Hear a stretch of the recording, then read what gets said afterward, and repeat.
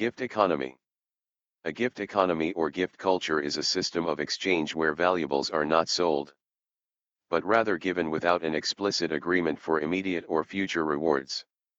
1. Social norms and customs govern giving a gift in a gift culture, although there is some expectation of reciprocity. Gifts are not given in an explicit exchange of goods or services for money, or some other commodity or service.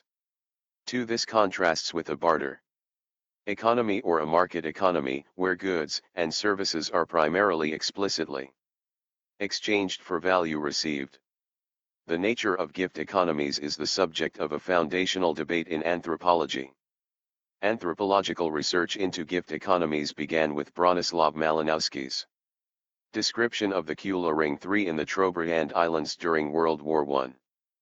For the Kula trade appeared to be gift-like, since Trobrianders would travel great distances over dangerous seas to give what were considered valuable objects without any guarantee of a return. Malinowski's debate with the French anthropologist Marcel Mauss quickly established the complexity of gift exchange and introduced a series of technical terms, such as reciprocity, inalienable possessions, and presentation, to distinguish between the different forms of exchange. 5-6. According to anthropologists Maurice Bloch and Jonathan Perry, it is the unsettled relationship between market and non-market exchange that attracts the most attention. Some authors argue that gift economies build community. 7. While markets harm community relationships. 8. Gift exchange is distinguished from other forms of exchange by a number of principles, such as the form of property rights governing the articles exchanged, whether gifting forms a distinct sphere of exchange that can be characterized as an economic system, and the character of the social relationship that the gift exchange establishes. Gift ideology in highly commercialized societies differs from the prestations typical of non-market societies. Gift economies also differ from related phenomena, such as common property regimes and the exchange of non-commodified labor. Principles of gift exchange. Edit. According to anthropologist Jonathan Perry, discussion on the nature of gifts, and of a separate sphere of gift exchange that would constitute an economic system, has been plagued by the ethnocentric use of a modern, Western, market society-based conception of the gift applied as if it were a universal across culture and time. However, he claims that anthropologists, through analysis of a variety of cultural and historical forms of exchange, have established that no universal practice exists. 9. Similarly, the idea of a pure gift is most likely to arise in highly differentiated societies with an advanced division of labor and a significant commercial sector, and need to be distinguished from non-market prestations. 10. According to Wiener, to speak of a gift economy in a non-market society is to ignore the distinctive features of their exchange relationships, as the early classic debate between Bronislaw Malinowski and Marcel Mauss demonstrated. 5-6. Gift exchange is frequently embedded in political, kin, or religious institutions, and therefore does not constitute an economic system per se. 11. Property and alienability. Edit. Gift-giving is a form of transfer of property rights over particular objects. The nature of those property rights varies from society to society, from culture to culture. They are not universal. The nature of gift-giving is thus altered by the type of property regime in place. 12. Property is not a thing, but a relationship amongst people about things. 13. It is a social relationship that governs the conduct of people with respect to the use and disposition of things. Anthropologists analyze these relationships in terms of a variety of actors: individual or corporate, bundle of rights over objects. 12. An example is the current debates around intellectual property rights. 14, 15, 16, 17. Take a purchased book over which The author retains a copyright. Although the book is a commodity, bought and sold, it has not been completely alienated from its creator, who maintains a hold over it. The owner of the book is limited in what he can do with the book by the rights of the creator. 1819 Wiener has argued that the ability to give while retaining a right to the gift/commodity is a critical feature of the gifting cultures described by Malinowski and Moss, and explains, for example, why some gifts such as Kula valuables return to their original owners after an incredible journey around the Trobriand Islands. The gifts given in Kula exchange still remain, in some respects, the property of the giver. 6. In the example used above, copyright is one of those bundled rights that regulate the use and disposition of a book. Gift giving in many societies is complicated because private property owned by an individual may be quite limited in scope. See the commons below. 12. Productive resources, such as land, may be held by members of a corporate group, such as a lineage, but only some members of that group may have use rights. When many people hold rights over the same objects, gifting has very different implications than the gifting of private property. Only some of the rights in that object may be transferred, leaving that object still tied to its corporate owners. As such, these types of objects are inalienable possessions, simultaneously kept while given. 6. Gift versus prestation. Edit. A Kula necklace, with its distinctive red shell disc beads, from the Trobriand Islands. Malinowski's study of the Kula ring 20 became the subject of debate with the French anthropologist, Marcel Mauss, author of The Gift, Essay sur le don, 1925. 5. Perry argued that Malinowski emphasized the exchange of goods between individuals, and their selfish motives for gifting. They expected a return of equal or greater value. Malinowski argued that reciprocity is an implicit part of gifting, that there is no gift free of expectation. 21. In contrast, Mauss emphasized that the gifts were not between individuals, but between representatives of larger collectives. These gifts were a total prestation, a service provided out of obligation, like community service.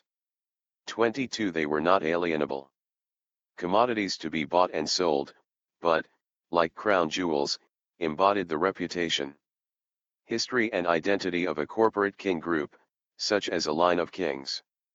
Given the stakes, Mauss asked why anyone would give them away. His answer was an enigmatic concept, the spirit of the gift. Perry believes that much of the confusion, and resulting debate, was due to a bad translation. Mauss appeared to be arguing that a return gift is given to maintain the relationship between givers. A failure to return a gift ends the relationship and the promise of any future gifts. Both Malinowski and Mauss agreed that in non-market societies, where there was no clear institutionalized economic exchange system, gift/prestation exchange served economic, kinship, religious and political functions that could not be clearly distinguished from each other, and which mutually influenced the nature of the practice. 21. Inalienable possessions. Edit. Watercolor by James G. Swan depicting the Klallam people of Chief Chetsamoka at Port Townsend, with one of Chetsamoka's wives distributing potlatch. The concept of total prestations was further developed by Annette Wiener, who revisited Malinowski's field site in the Trobriand Islands. Her critique was twofold. First, Trobriand Island society is matrilineal, and women hold much economic and political power, but their exchanges were ignored by Malinowski. Secondly, she developed Mauss' argument about reciprocity and the spirit of the gift in terms of inalienable possessions, the paradox of keeping while giving. 6. Wiener contrasted movable goods, which can be exchanged, with immovable goods that serve to draw the gifts back. In the Trobriand case, male Kula gifts with women's landed property. The goods given on the islands are so linked to particular groups that even when given away, they are not truly alienated. Such goods depend on the existence of particular kinds of kinship groups in society. French anthropologist Maurice Godelier 23 continued this analysis in The Enigma of the Gift, 1999. Albert Schrawers argued that the kinds of societies used as examples by Wiener and Godelier, including the Kula ring in the Trobriands, the potlatch of the indigenous peoples of the Pacific Northwest coast, and the Toraja of South Sulawesi, Indonesia, are all characterized by ranked aristocratic kin groups that fit Claude Levi-Strauss' model of house societies, where house refers to both noble lineage and their landed estate.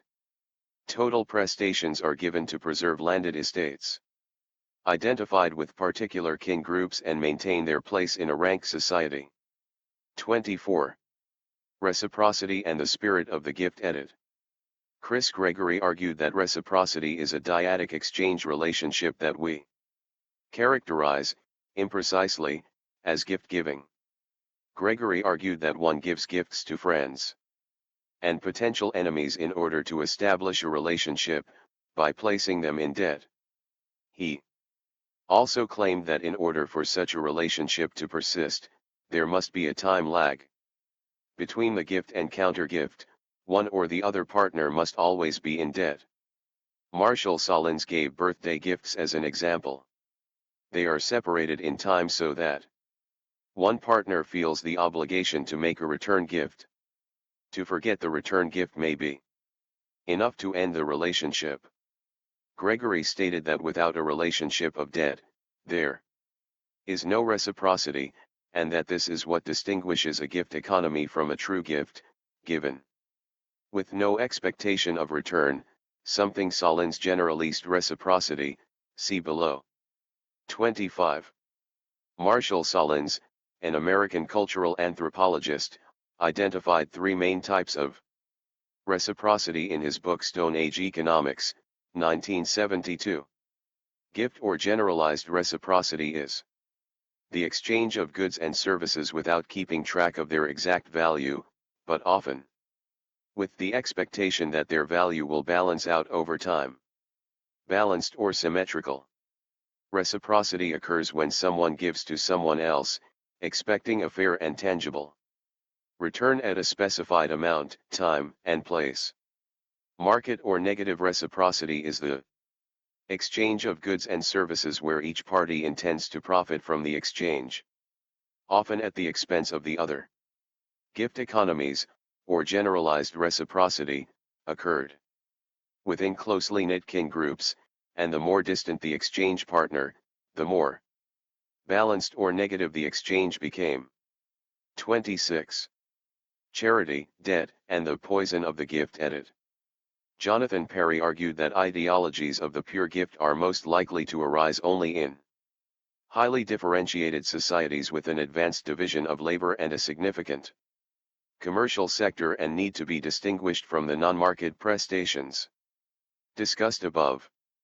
10. Perry also underscored, using the example of charitable giving of alms in India, Dana, that the pure gift of alms given with no expectation of return could be poisonous. That is, the gift of alms embodying the sins of the giver, when given to ritually pure priests, saddled these priests with impurities of which they could not cleanse themselves.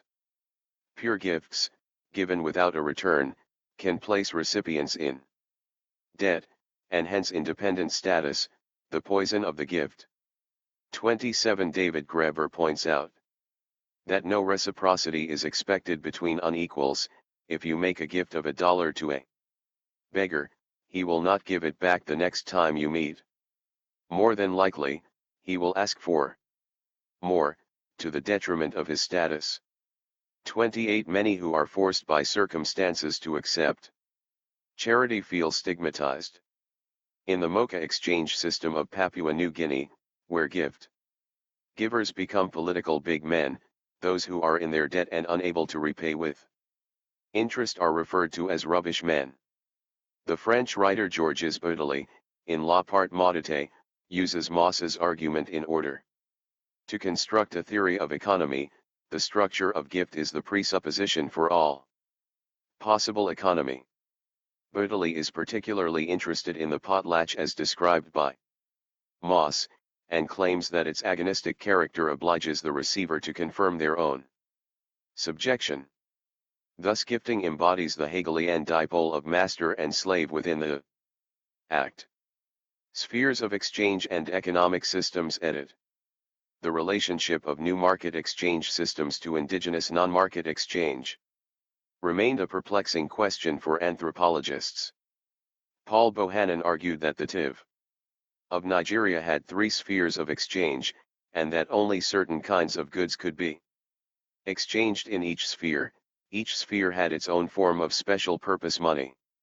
However, the market and universal money allowed goods to be traded between spheres, and thus damaged established social relationships. 29 Jonathan Perry and Maurice Bloch argued in Money and the Morality of Exchange, 1989, that the transactional order through which long-term social reproduction of the family occurs has to be preserved as separate from short-term market relations. 30 It is the long-term social reproduction of the family that is sacralized by religious rituals such baptisms, weddings, and funerals, and characterized by gifting. In such situations where gift-giving and market exchange were intersecting for the first time, some anthropologists contrasted them as polar opposites. This opposition was classically expressed by Chris Gregory in his book Gifts and Commodities, 1982. Gregory argued that commodity exchange is an exchange of alienable objects between people who are in a state of reciprocal independence that establishes a quantitative relationship between the objects exchanged. Gift exchange is an exchange of inalienable objects between people who are in a state of reciprocal dependence that establishes a qualitative relationship between the transactors, emphasis added. 31. Gregory contrasts gift and commodity exchange according to 5 criteria. 32. Commodity exchange, gift exchange, immediate exchange, delayed exchange, alienable goods, inalienable goods, actors independent, actors dependent, quantitative relationship, qualitative relationship, between objects, between people. But other anthropologists refuse to see these different exchange spheres as such polar opposites. Marilyn Strathern, writing on a similar area in Papua New Guinea, dismissed the utility of the contrasting setup in The Gender of the Gift, 1988. 33. Wedding rings could be considered a commodity, pure gift, or both. Rather than emphasize how particular kinds of objects are either gifts or commodities to be traded in restricted spheres of exchange, Arjun Apaturi and others began to look at how objects flowed between these spheres of exchange, i.e. how objects can be converted into gifts and then back into commodities. They refocused attention away from the character of the human relationships formed through exchange, and placed it on the social life of things instead. They examined the strategies by which an object could be singularized, made unique, special, one of a kind, and so withdrawn from the market. A marriage ceremony that transforms a purchased ring into an irreplaceable family heirloom is one example. The heirloom, in turn, makes a perfect gift.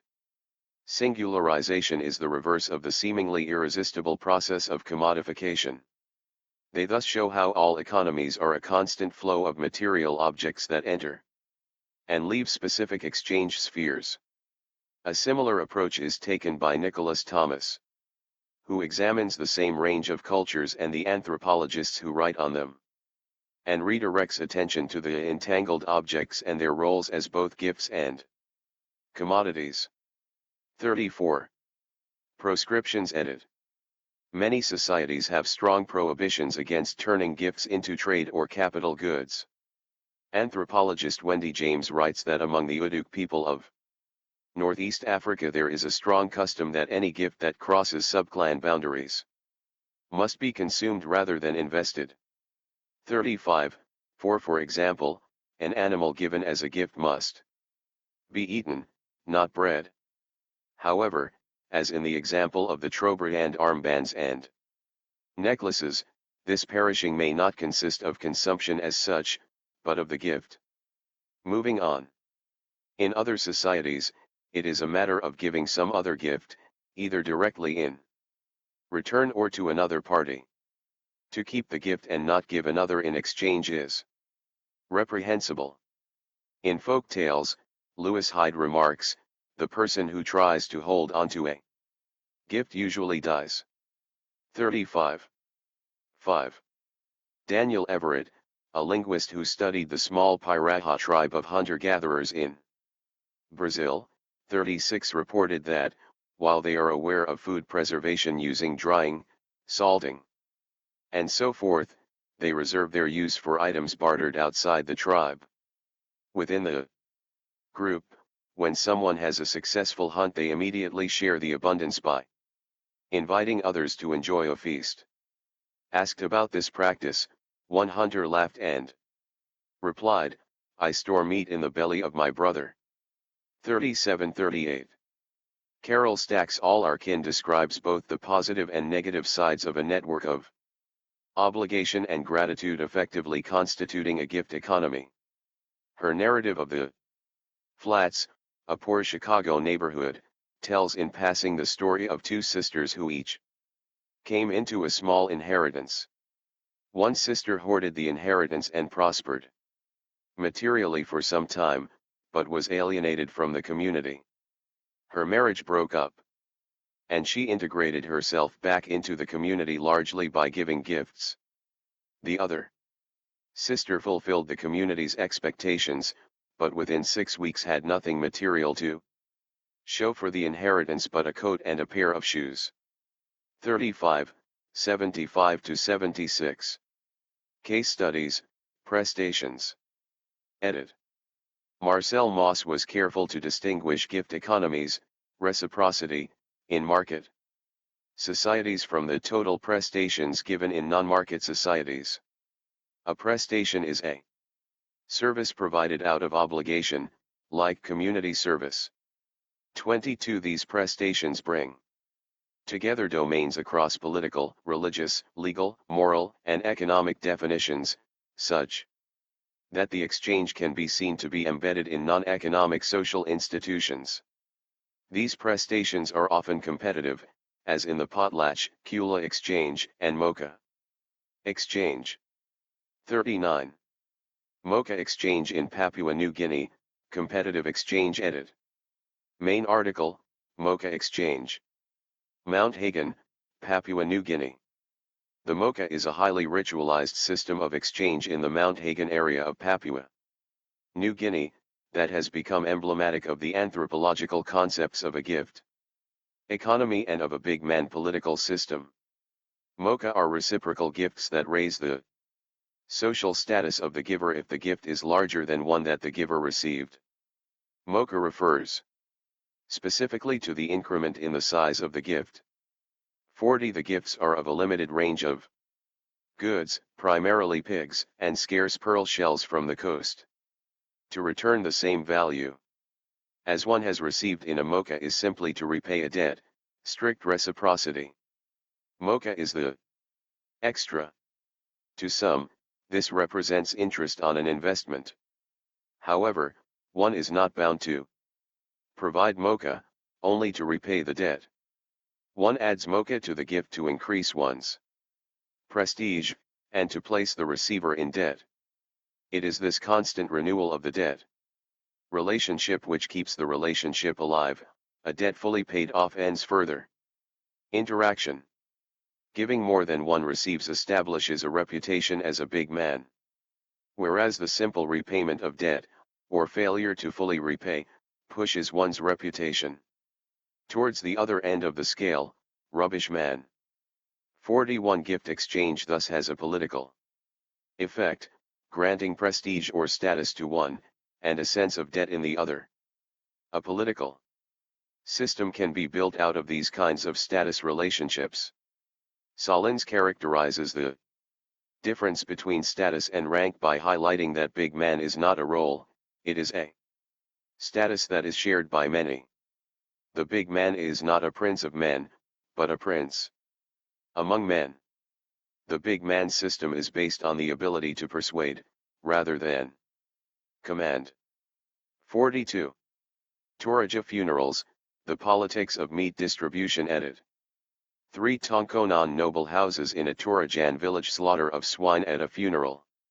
The Toraja are an ethnic group indigenous to a mountainous region of South Sulawesi, Indonesia. 43 Torajans are renowned for their elaborate funeral rites, burial sites carved into rocky cliffs, and massive peaked roof traditional houses known as Tongkonan, which are owned by noble families. Membership in a Tongkonan is inherited by all descendants of its founders. Thus any individual may be a member of numerous Tongkonan, as long as they contribute to its ritual events. Membership in a Tongkonan carries benefits, such as the right to rent some of its rice fields. 44. Toraja funeral rites are important social events, usually attended by hundreds of people, and lasting several days. The funerals are like big men competitions where all the descendants of a Tongkonan compete through gifts of sacrificial cattle. Participants have invested cattle with others over the years, and draw on those extended networks to make the largest gift. The winner of the competition becomes the new owner of the Tongkonan and its rice lands. They display all the cattle horns from their winning sacrifice on a pole in front of the Tongkonan. 44. The Toraja funeral differs from the big man system in that the winner of the gift exchange gains control of the Tongkonan's property. It creates a clear social hierarchy between the noble owners of the Tongkonan and its land, and the commoners who are forced to rent their fields from him. Since the owners of the Tongkonan gain rent, they are better able to compete in the funeral gift exchanges, and their social rank is more stable than the big man system. 44. Charity and almsgiving. Edit. Main article, Alms. Anthropologist David Graeber argued that the great world religious traditions of charity and gift-giving emerged almost simultaneously during the Axial Age, 800 to 200 BCE, when coinage was invented and market economies were established on a continental basis. Graeber argues that these charity traditions emerged as a reaction against the nexus formed by coinage, slavery, military violence, and the market, a military coinage complex. The New World religions, including Hinduism, Judaism, Buddhism, Confucianism, Christianity, and Islam, all sought to preserve human economies where money served to cement social relationships rather than purchase things, including people. 45. Charity and almsgiving are religiously sanctioned voluntary gifts given without expectation of return. However, case studies show that such gifting is not necessarily altruistic. 46. Merit making in Buddhist Thailand. Edit.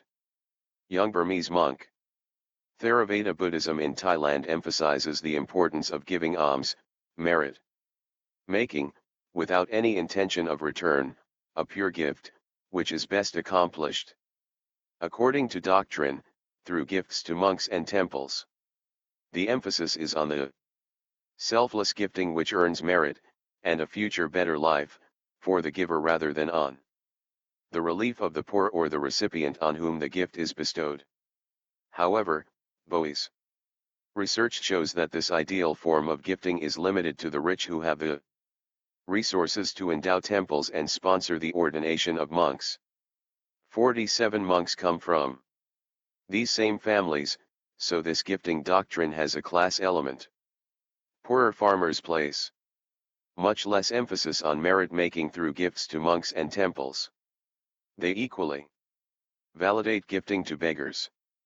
Poverty and famine is widespread among these poorer groups, and by validating gift-giving to beggars, they are in fact demanding that the rich see to their needs in hard times.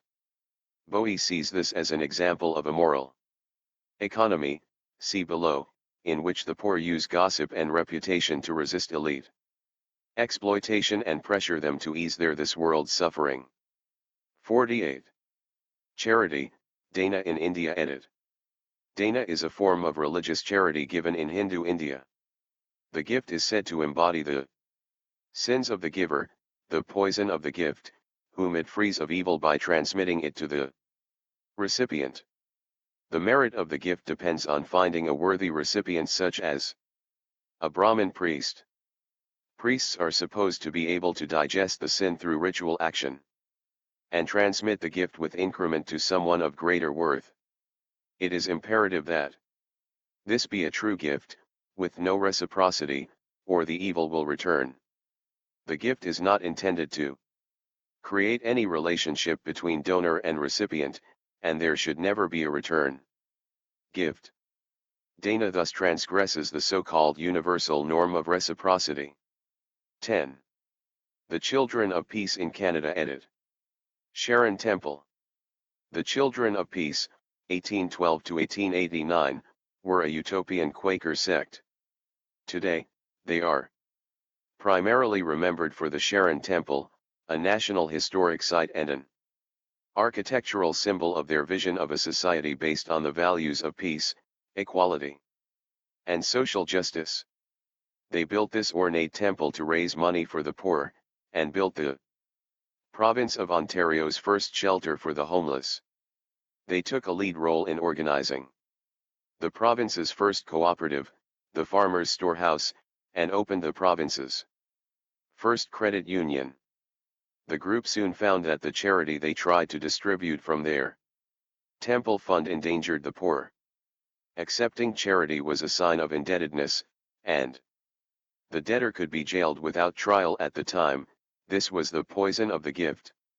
They thus transformed their charity fund into a credit union that loaned small sums like today's microcredit institutions. This is an example of singularization, as money was transformed into charity in the temple ceremony, then shifted to an alternative exchange sphere as a loan. Interest on the loan was then singularized, and transformed back into charity. 49. Gifting as non-commodified exchange in market societies. Edit. Non-commodified spheres of exchange exist in relation to the market economy. They are created through the processes of singularization as specific objects are commodified for a variety of reasons and enter an alternative exchange sphere. It may be in opposition to the market and to its perceived greed. It may also be used by corporations as a means of creating a sense of indebtedness and loyalty in customers.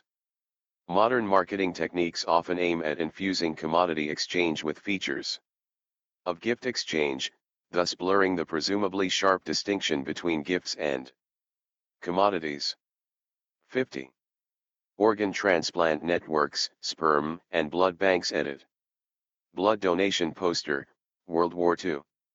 Main article, Organ gifting. Market economies tend to reduce everything, including human beings, their labor, and their reproductive capacity, to the status of commodities. 51. The rapid transfer of organ transplant technology to the Third World has created a trade in organs, with sick bodies traveling to the global South for transplants, and healthy organs from the global South being transported to the richer global North, creating a kind of coulering of bodies and body parts. 52. However, all commodities can also be singularized, or commodified, and transformed into gifts. In North America, it is illegal to sell organs, and citizens are enjoined to give the gift of life and donate their organs in an organ gift. Economy. 53. However, this gift economy is a medical realm rife with potent forms of mystified commodification.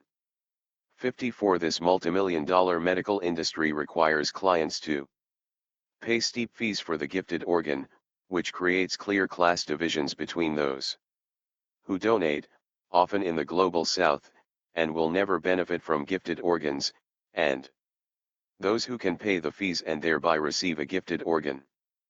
53. Unlike body organs, blood and semen have been successfully and legally commodified. In the United States, blood and semen can thus be commodified, but once consumed, are the gift of life. Although both can be either donated or sold, are perceived as the gift of life, yet are stored in banks, and can be collected only under strict government regulated procedures. Recipients very clearly prefer altruistically donated semen and blood. The blood and semen samples with the highest market value are those that have been altruistically donated. The recipients view semen as storing the potential characteristics of their unborn child in its DNA, and value altruism over greed. 55. Similarly, gifted blood is the archetype of a pure gift relationship because the donor is only motivated by a desire to help others. 56-57. Copyleft vs. Copyright, the gift of free speech. Edit. Main article, Copyleft. Engineers, scientists, and software developers have created free software projects such as the Linux kernel and the GNU operating system. They are prototypical examples for the gift economy's prominence in the technology sector, and its active role in instating the use of permissive free software and copyleft licenses, which allow free reuse of software and knowledge. Other examples include file sharing, open access, unlicensed software, and so on. Points and loyalty programs. Edit. Main article, Loyalty Program. Many retail organizations have gift programs meant to encourage customer loyalty to their establishments. Bird, David and Dar refer to these as hybrid mass gifts, which are neither gift nor commodity. They are called mass gifts because they are given away in large numbers free with purchase in a mass consumption environment. They give as an example 2 bars of soap, in which one is given free with purchase, which is the commodity and which the gift. The mass gift both affirms the distinct difference between gift and commodity while confusing it at the same time. As with gifting, mass gifts are used to create a social relationship. Some customers embrace the relationship and gift, whereas others reject the gift relationship and interpret the gift as a 50% off sale. 58.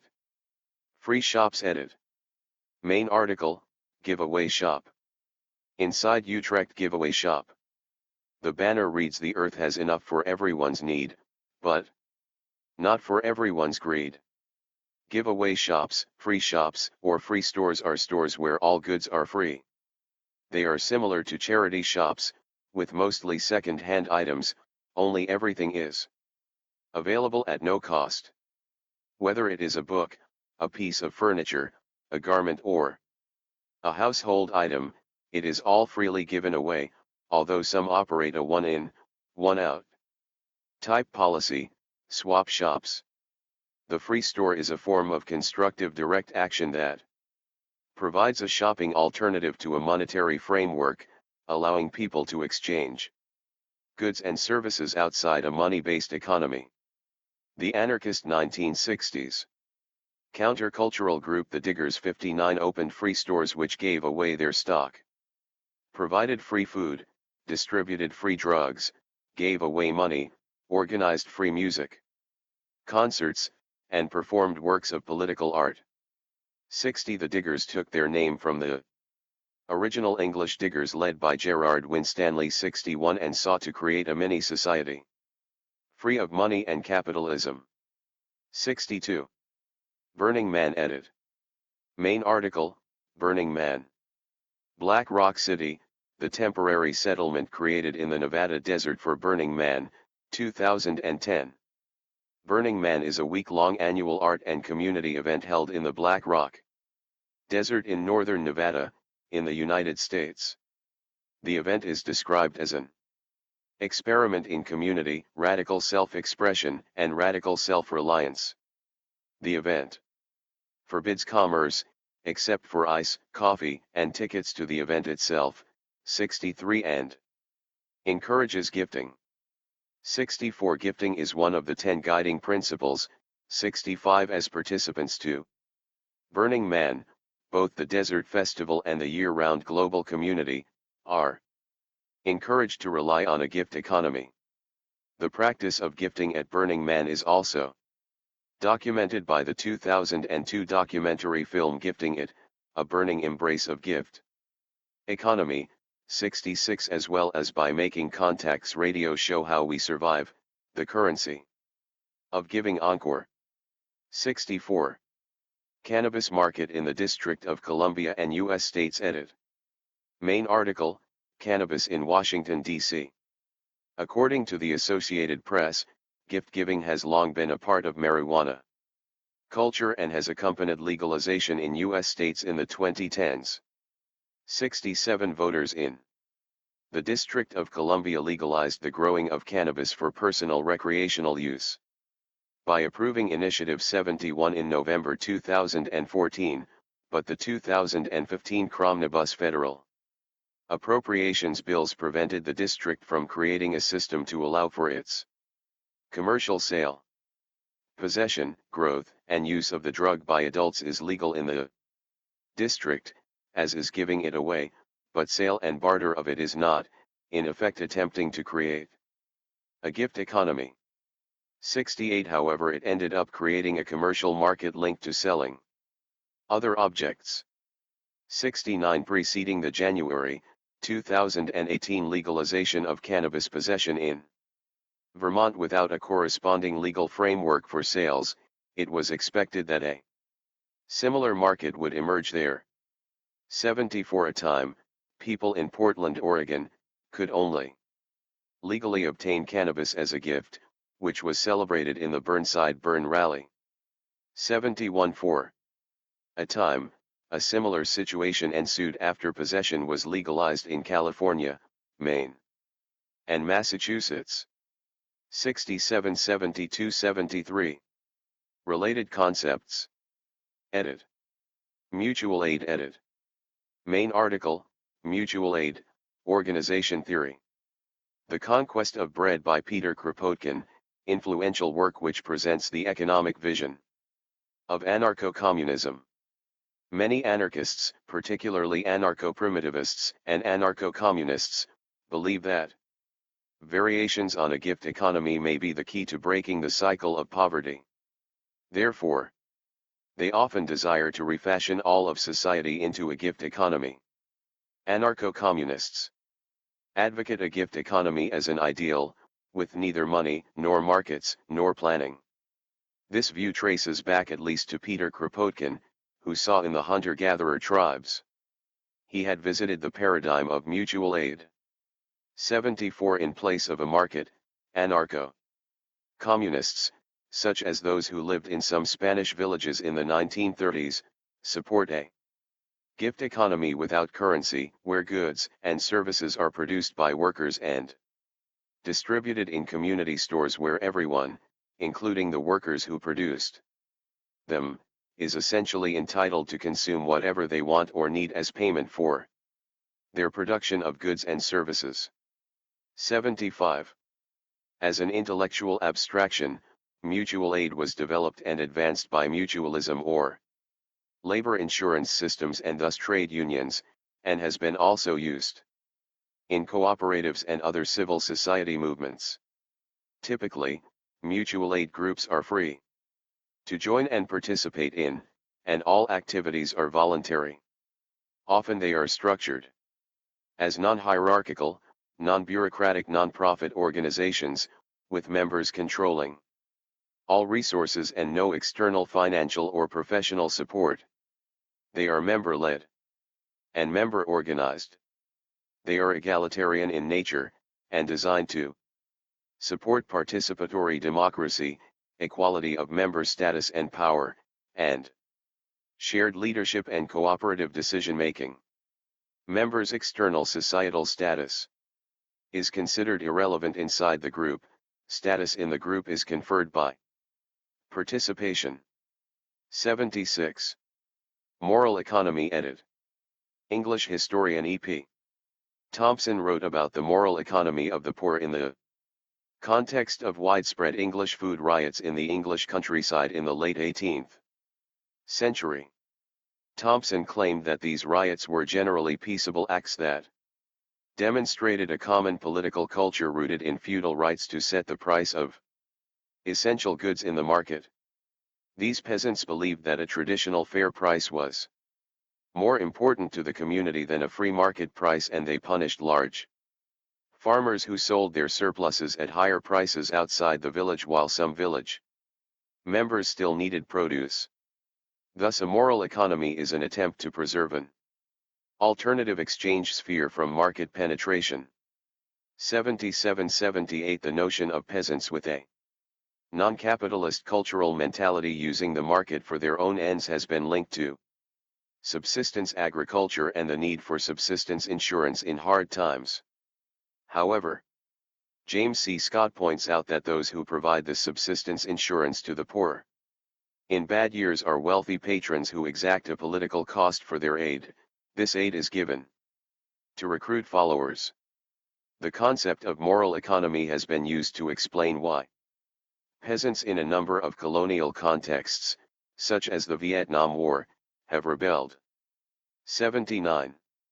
The Commons edit. Main article, Commons.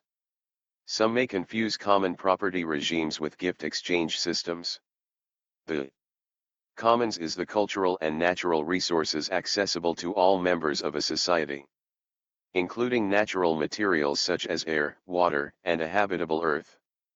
These resources are held in common, not owned privately. 80 The resources held in common can include everything from natural resources and common land to software.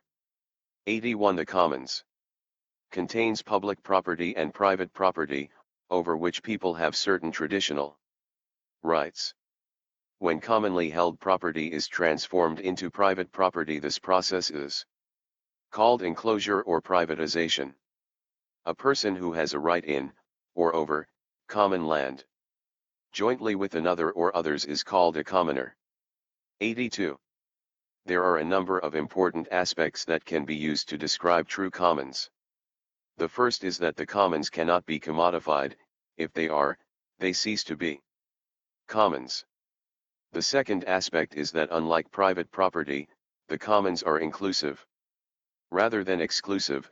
Their nature is to share ownership as widely, rather than as narrowly, as possible. The third aspect is that the assets in commons are meant to be preserved regardless of their return of capital. Just as we receive them as a shared right, so we have a duty to pass them on to future generations in at least the same condition as we received them. If we can add to their value, so much the better, but at a minimum we must not degrade them, and we certainly have no right to destroy them. 83. New Intellectual Commons, Free Content edit. Main article, Free Content. Free content, or free information, is any kind of functional work, artwork, or other creative content that meets the definition of a free cultural work. 84. A free cultural work is one which has no significant legal restriction on people's freedom to use the content and benefit from using it, to study the content and apply what is learned, to make and distribute copies of the content, to change and improve the content and distribute these derivative works. 85-86. Although different definitions are used, free content is legally similar if not identical to open content. An analogy is the use of the rival terms free software and open source, which describe ideological differences rather than legal ones. 87. Free content encompasses all works in the public domain and also those copyrighted works, whose licenses honor and uphold the freedoms mentioned above. Because copyright law in most countries by default grants copyright holders monopolistic control over their creations, copyright content must be explicitly declared free, usually by the referencing or inclusion of licensing statements from within the work. Although a work which is in the public domain because its copyright has expired is considered free, it can become non-free again if the copyright law changes. 88. Information is particularly suited to gift economies, as information is a non-rival good and can be gifted at practically no cost, zero marginal cost. 89-90 In fact, there is often an advantage to using the same software or data formats as others, so even from a selfish perspective, it can be advantageous to give away one's information. File sharing edit. Marcus Giesler, in his Ethnography Consumer Gift System, described music downloading as a system of social solidarity based on gift transactions. 91 As internet access spread, file sharing became extremely popular among users who could contribute and receive files online. This form of gift economy was a model for online services such as Napster, which focused on music sharing and was later sued for copyright infringement. Nonetheless, online file sharing persists in various forms such as BitTorrent and direct download link. A number of communications and intellectual property experts such as Henry Jenkins and Lawrence Lessig have described file sharing as a form of gift exchange which provides many benefits to artists and consumers alike. They have argued that file sharing fosters community among distributors and allows for a more equitable distribution of media. Free and open source software edit. In his essay Homesteading the Noosphere, noted computer programmer Eric S. Raymond said that free and open source software developers have created a gift culture in which participants compete for prestige by giving time, energy, and creativity away. 92 Prestige gained as a result of contributions to source code fosters a social network for the developer. The open source community will recognize the developer's accomplishments and intelligence. Consequently, the developer may find more opportunities to work with other developers. However, prestige is not the only motivator for the giving of lines of code. An anthropological study of the Fedora community, as part of a master's study at the University of North Texas in 2010-11, found that common reasons given by contributors were learning for the joy of learning and collaborating with interesting and smart people. Motivation for personal gain, such as career benefits, was more rarely reported. Many of those surveyed said things like, mainly I contribute just to make it work for me, and programmers develop software to scratch an itch. 93 The International Institute of Infonomics at the University of Maastricht in the Netherlands reported in 2002 that in addition to the above, large corporations, and they specifically mentioned IBM, also spend large annual sums employing developers, specifically for them to contribute to open source projects. The firms and the employees' motivations in such cases are less clear. 94. Members of the Linux community often speak of their community as a gift economy. 95 The IT research firm IDC valued the Linux kernel at $18 billion in 2007 and projected its value at $40 billion in 2010. 96 The Debian distribution of the GNU/Linux operating system offers over 37,000 free open source software packages via their AMD64 repositories alone. 97. Collaborative works edit. Collaborative works are works created by an open community. 4. Example, Wikipedia, a free online encyclopedia, features millions of articles. developed collaboratively, and almost none of its many authors and editors receive any direct material reward. 98.99